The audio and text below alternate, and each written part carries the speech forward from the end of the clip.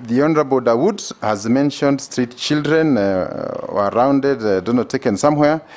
I think it is good to say that even if they are street children... It was alleged. Alleged. You remember, Lee? Yes, it was. That in an attempt to make Nakuru attractive and make it a city, you picked street children, some street families, put them on the trucks, and went and dumped them in AJAABU forest.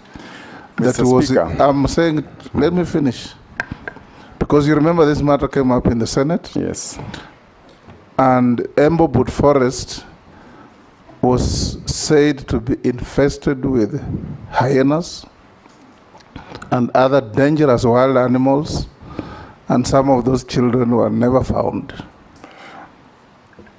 Mr. Speaker, it is extremely wrong. I have used the word very advisedly, alleged. I also have many allegations about everybody else. So if it's about allegations, I think we can also come up with allegations. But I advise you not to lose your cool. Just answer questions. It's about my integrity. The way they are asked. We also have allegations, if it's about allegations. Just answer questions the way they're asked. That's what Dawood asked.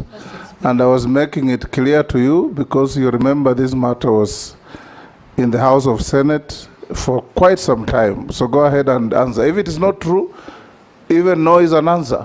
Even me, I said alleged. I didn't say he has done it. If you lose your cool, you will be unable to answer the next questions.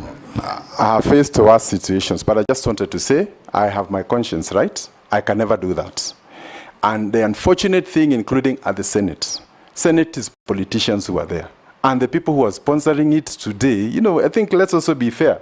You can't call a governor to come and answer to allegations put by their opponent who have intentions to go to an elective position, and then use that allegation later against him. If there are people, this country has the best intelligence in the region. We have never said even one name. You know, so I think let us also respect the institutions we work for. And I would say for Kenya and for posterity, the opportunity to serve in these institutions should not be personalized for gain. Because I was there, Mr. Speaker, you know, throughout that period. How come only those people are known by politicians? Which family has ever come out? So I think it's good to be fair and also respect the positions we have. So in short, Bwana Dawood, that is an act of fiction. Bwana Chairman, I don't have any interest in Nakuru. So I'm not a politician from Nakuru. It is alleged, that's what I said. We wanted a clarification. Governor should not feel offended.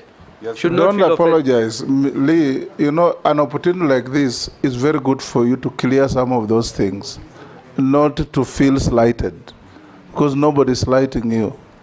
You are being asked questions in good faith. Well taken, Speaker. Yes, Ferdinand? He has not finished. No, he has finished. Mr. Speaker, there was a secondary question. Yes. Mr. Chairman. Yes. There was a secondary question from Dawood. From Dawood. With respect to local investors feeling slighted, and sometimes when you talk about investment, we are largely perceived to be talking about foreign investors. And I think I want to identify with that. There was a situation where some local investors were looking for an appointment with an office, a big office in government, in the county governments, and they kept on looking for that appointment for 6 months, until one day they changed and said they are from another country. They got the appointment the following day. So I think we must agree, the first investors must be you and I, the people who live here in Kenya. And even if the foreigners are to come here, they will make a call to those who are already here. So good referrals mean everything. So Mr. Speaker, Mr. Chairman, I want to agree with Dawood that a lot must be done to encourage local investment. And maybe while still on the issue of local investment, allow me to say that there's a marked difference between the attitude of Kenyans about Kenya and the attitude of foreigners about Kenya. And I think this speaks a lot to what he's saying. If you look at the investments that have happened in the country in the last 3-4 years, from GTC here in Nairobi to other major foreign direct investments coming here, it is huge, and it is a testament of the confidence in largely the country and the region, for that matter. But sometimes Kenyans are also caught up in a web of negativity.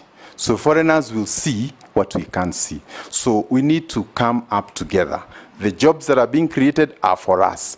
And if the owners of the country think different from foreigners, then before long, they will come and invest everything, and we'll have nowhere to go because of our attitude. So one of the areas I wish to engage in, further to what the Honorable Dawood has said, is to also engage in the attitudes. And maybe also to request Kenyans, when you're looking at your country, don't look at it in the lenses of your politicians. This is your country. You can change your MP, you can change your MCA. Point of order, Honorable Chairman. Honorable Chairman, this word of politicians has been repeated severally. And for us, we are leaders and we are also politicians. So does it mean that if somebody is a politician, cannot give any views or ask questions, and whether he does it, it is wrong or it is witch hunting? We need some elaboration on that. Well, proceed on the basis that a politician is not necessarily an irrational person. Irrational people are found everywhere, even out, and you are a politician too. Yeah. We were Mr. with Chair. you in the House. You became governor. Take it in that stride. That avoid unhelpful mentioning of politician. Just answer questions. Mr. Chairman, maybe I can withdraw the term politician, but I meant that, you know, Kenya, if everybody out there sees the good of Kenya and the best of Kenya, let me not allow myself, if somebody has a different view, to change me. I think that's all I'm trying to say. And this is our country. Ferdinand? Yeah, I'm enjoying the presentation. Now, then give it to Speaker. Morgana so that you continue enjoying. No. Let me get to specifically what I want him to answer. I think this challenge facing our Kenya's export. Sometimes back, and I was a regional sales and marketing manager of those 13 countries. You would go to Middle East and had milk from Kenya. Today you go to Middle East, there's no milk at all. From Kenya, you'd rather have it, you find it from Uganda and other places. Secondly, there was also a program where you had this Pachuma, stock keeping, the animals were being kept at Pachuma grounds for export, trade, for export to Middle East, and I think to islands like Seychelles, Mauritius, and even Madagascar. I don't know what programs you're going to have to revive this, because it's a part of the trade that we had in the region. And I can tell you there was a lot of eagerness, because I went around to those places, in importing, or rather exportation of livestock from Kenya. And Pachuma ground is still, in the coast is still actually there. And if you work to the Ministry of Agriculture, you do a lot of exportation from there. What programs would you have? What would you do to be able to revive this?